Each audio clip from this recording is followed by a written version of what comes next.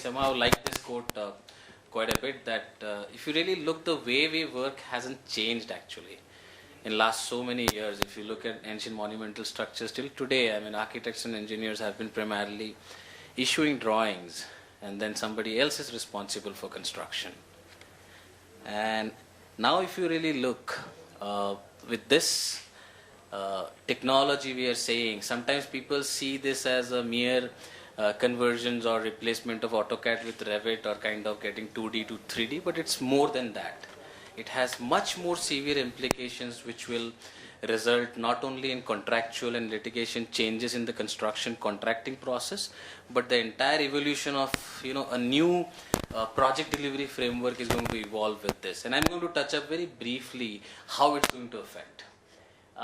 This is kind of a dynamic representation in terms of how things are changing. I was with somebody yesterday, and he told me that okay, we used to do 3D in the past also.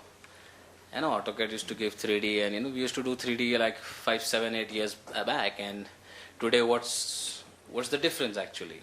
So I happen to basically explain with a very simple example that, sir, if you right click and look at any line which used to exist 7 years back, you would look at line style, thickness, color, layer, not beyond that. In BIM, that line is an object. It's a wall, it's a beam. So you're actually talking about construction, you're not talking about a third-party entity. So a line in basically in AutoCAD is a third-party entity which you're using to represent a drawing. But now in BIM, you're actually creating a wall, you're actually creating a thing which is nothing but a virtual representation of the actual physical object.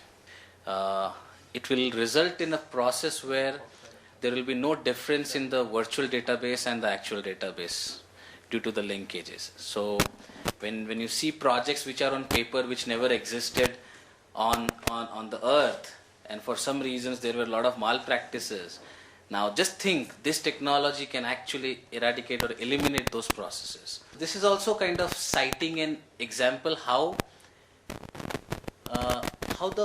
the entire development which is bringing about a change in the construction space is forcing us to change.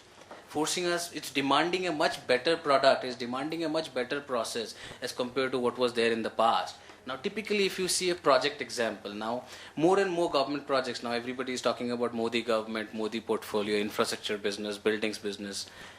If you look at these businesses, we see more and more public-private partnership is going to flourish in this environment. Now, how do I relate this to my design?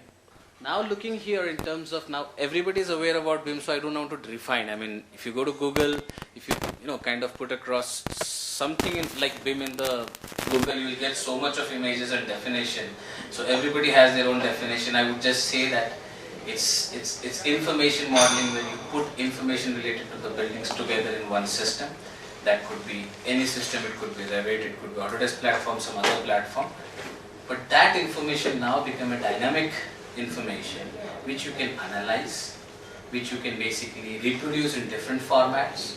So if I say that if this BIM model is an accumulation of a data, which is a geometric data of the project, which is an